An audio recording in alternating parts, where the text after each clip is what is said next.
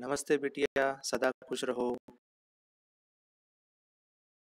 Myself, Dr. Hemant Vyas, Associate Professor and Head of Department, Department of Surgery from Faculty of Homeopathic Science under Jyoti Vidyapith Women's University, Jaipur.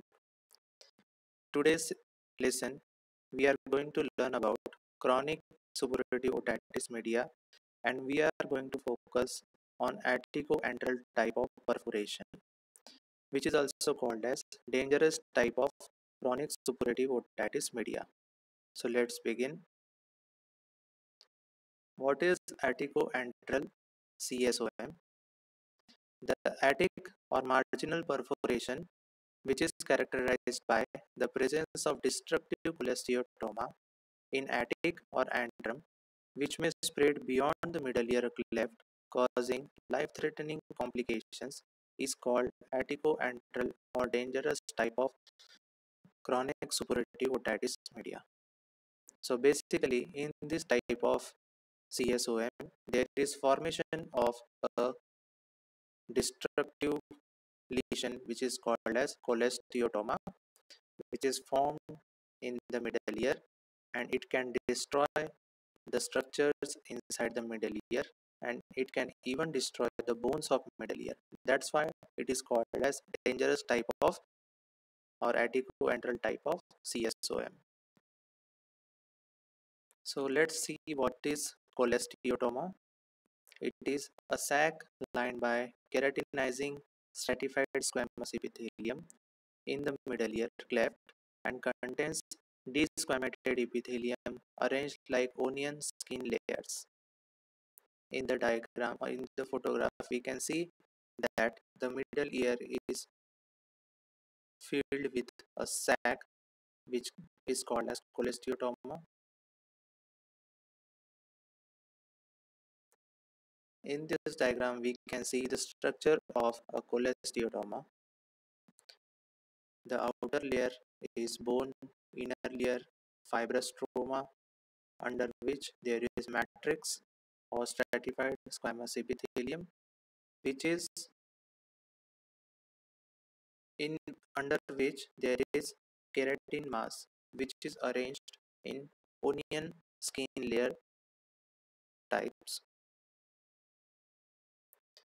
A cholesteatoma is not a tumor; it is a sac. It is soft, pultaceous, and has the consistency of toothpaste. It possesses great destructive power. It is capable of destroying surrounding bone, hence it is called as non-malignant bone-destroying disease of the ear.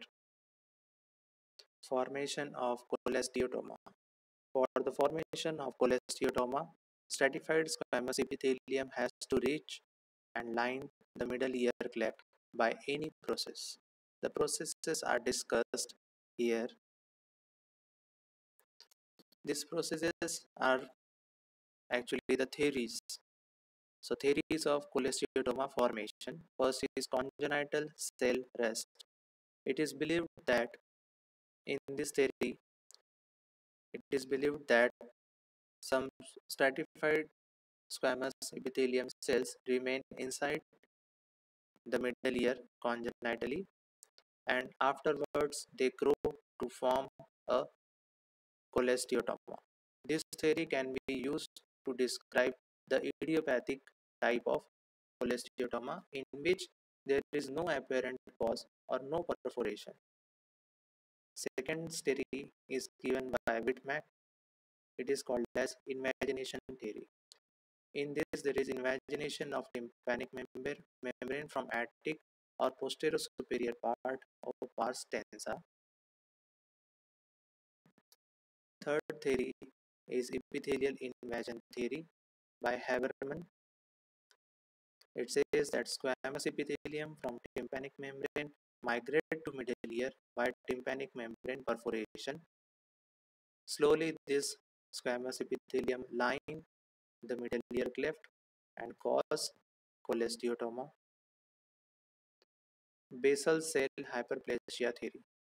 Infection or inflammation, basal membrane breaks, squamous epithelium invade into subepithelial tissue in pars flaccida like epithelial cones forming microcholestyotoma. This enlarges and perforates secondarily through the tympanic membrane. Squamous metaplasia theory. Cuboidal epithelium can undergo metaplasia to squamous epithelium. Middle ear cuboidal epithelium is pluripotent, can be stimulated by inflammation to become keratinizing squamous epithelium. Now let's study types of cholesteatoma. Cholesteatoma can be congenital or acquired. Acquired are further divided into primary and secondary cholesteatoma. Now let's see what are the common sites of cholesteatoma. Most common sites of origin of acquired cholesteatoma are posterior epitympanum, posterior mesotympanum, anterior epitympanum. Pathology. Following pathological lesions are produced in atticoantral type of cholesteatoma. These are cholesteatoma, osteitis and granulation tissue formation, ossicular necrosis, cholesterol granuloma formation. Atticoantral disease symptoms. It includes ear discharge, hearing loss, bleeding, earache, dizziness, tinnitus. Symptoms of complications are also included in this, like mastoiditis, which results into pain in mastoid bone, and other complications. Pars tensa cholesteatoma signs. Retraction pockets are formed, cholesteatoma flakes are formed, granulation tissues, polyp, and hearing loss is also observed. Imagination, examination under investigations, examination under microscope, pulse for culture and sensitivity, audiological assessment, X-ray of both mastoids, CT scan of temporal bone, basic investigations, X-ray of paranasal sinuses, diagnostic nasal endoscopy, eustachian tube function test has to carried out, examination under microscope to confirm otoscopic findings, site and size of perforation, margin of perforation, appearance of middle ear, presence of polyp and granulation tissue and its site. We can also perform pure tone audiogram for identifying the presence or absence of auditory functions, differentiating conductive from sensory neural hearing loss and degree of hearing loss. X-ray of both mastoid has to be carried out,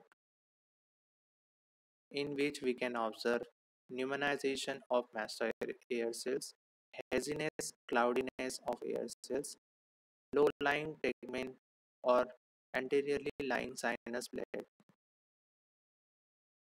Basic investigations like complete hemogram, blood sugar, blood urea, and serum creatinine, urine analysis, ECG, and X-ray chest posterior anterior view has to be carried out to rule out any systemic cause. X-ray of paranasal sinuses.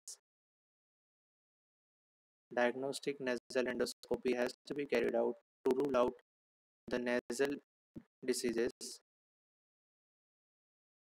Now, treatment, medical treatment. Short-term goals include elimination of infection and control of otorrhea. Long-term goals, improvement of hearing, eventual healing of tympanic membrane, oral toileting like dry mopping, wet mopping, suction irrigation under microscope, topical antibiotics, systemic antibiotics can be used. Causes of failure of medical treatment. Poor drainage or inflammatory exudates from the middle ear, presence of persistent osteitis with mastoid granulation, virulent and resistant organisms, reinfection via eustachian tube, adenoid sinuses, etc., allergies to some products, mastoid reservoir, Chemical cauterization, medical myringoplasty. Trichloroacetic acid principle, the epithelium covering the margin of the perforation is destroyed and exposing the fibroblast. Mild irrigation induces hyperemia and secondary fibroblast proliferation. Used in dry, small to medium perforations, several sittings may be necessary.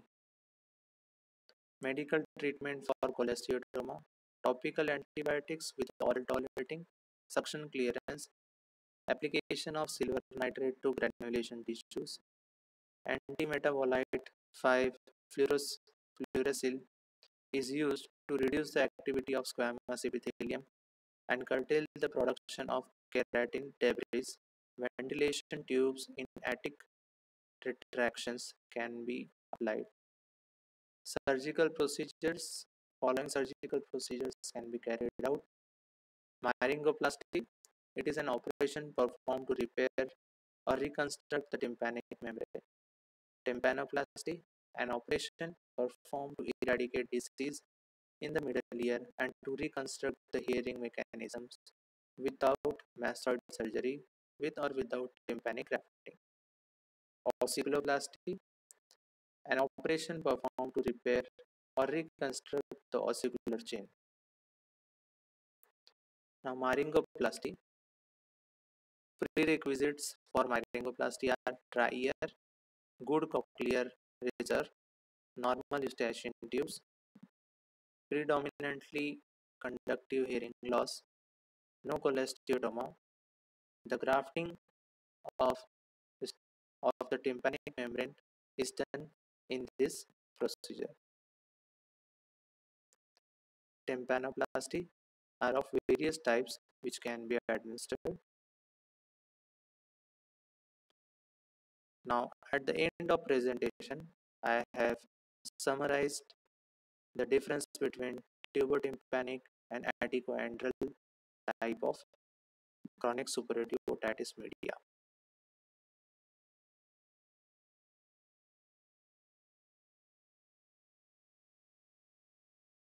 This session is powered by Digital Version 2.0, Jyoti Vidyapeeth Women's University, Jaipur. Hope you are satisfied with this digital session. If you have any query, please mention in comment box. I will resolve it. Thank you so much.